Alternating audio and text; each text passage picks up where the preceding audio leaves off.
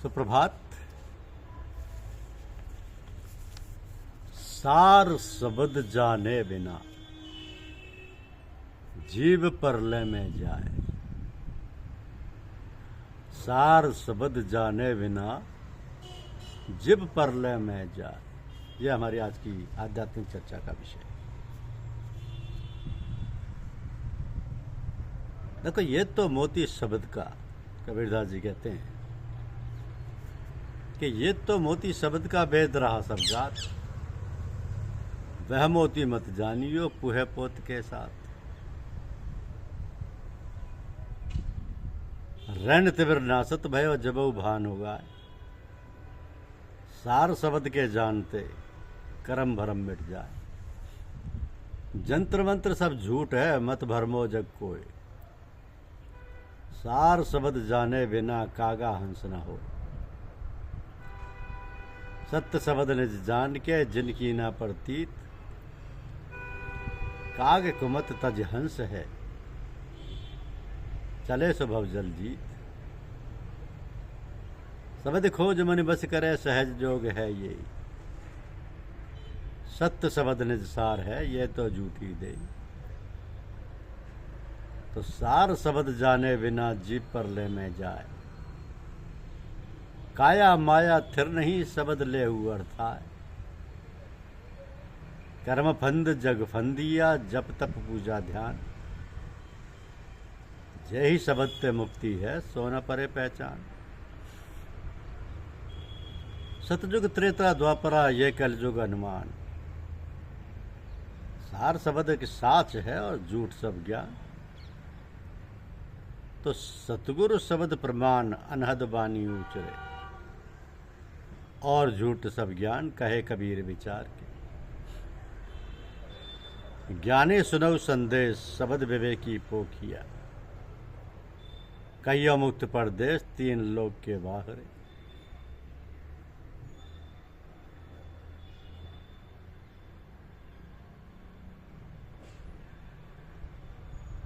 तो महतन गगन समाए, धुन सुन मुन के मगन हुए। नहीं आवे नहीं जाए सुन शब्द स्थिति पावई, स्थिति पावई।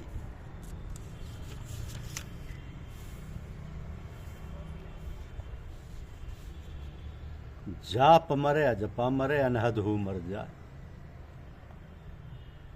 सूरत समानी शब्द में ताको काल न खाए। सतगुरु महल बनाइया प्रेम गिलावा दीन, साहब दर्शन कारने शब्द जरोखा की।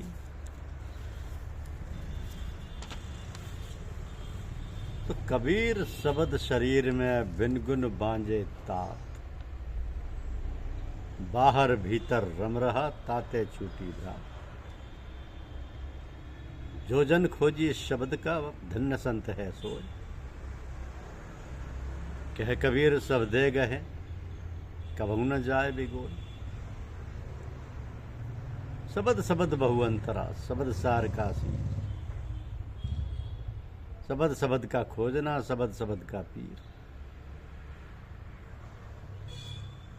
शब्द शब्द बहु अंतरा सार शब्द चितले, जा शब्दे साहब मिले सोई शब्द गई ले। शब्द हमारा आदि का,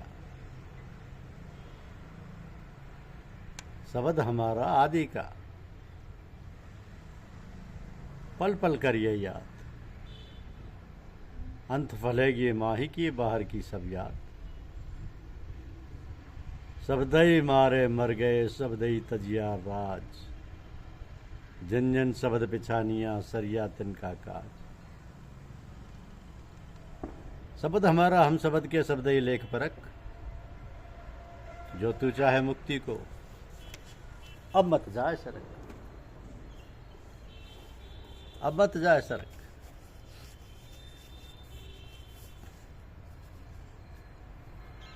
यह सूरत शब्द योग का मार्ग तीन बातों पर निर्भर करता है। श्रवण मनन और निधिध्यासन।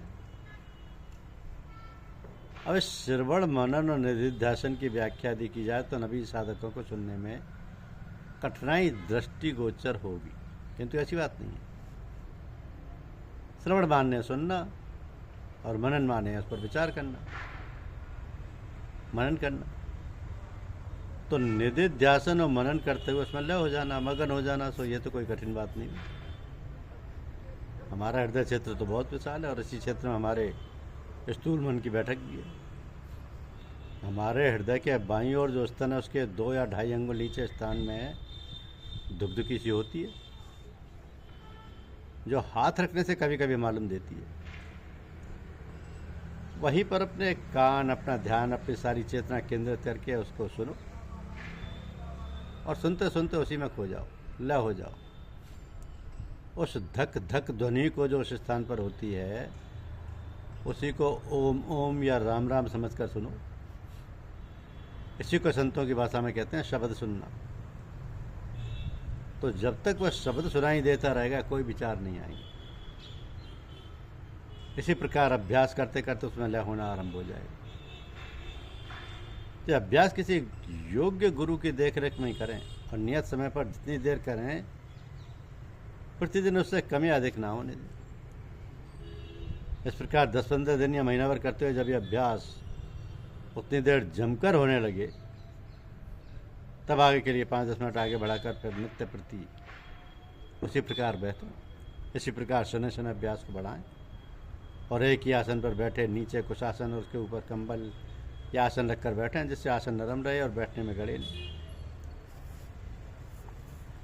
ये ज्ञात रहे कि गुरु के बिना साधन करना बड़ा भयानक है, अतः गुरु से संपर्क अवश्य बनाए रखना चाहिए, जिससे जो भी कठिनाई हो या जो भी नई बात दिखाई दे उसकी जानकारी गुरु से करता रहे और उन्हें पूरी तौर से अपनी हालत बतलाता रहे।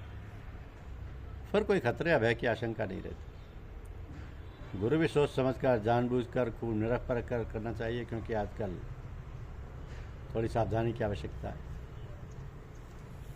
गुरुदेव स्वयं ही शब्द जागृत कर देते हैं और उस परम स्थिति को पहुंचा देते हैं जहां प्रत्येक साधक की पहुंचने की इच्छा है, जो साधना का मूल उद्देश्य है, जो मूल साधन है, जिसके लिए सारी ध्यान धारणा और समाधि की जाती है। धन्यवाद। YouTube चैनल को लाइक और सब्सक्राइब अवश्य करें। शुक्रिया।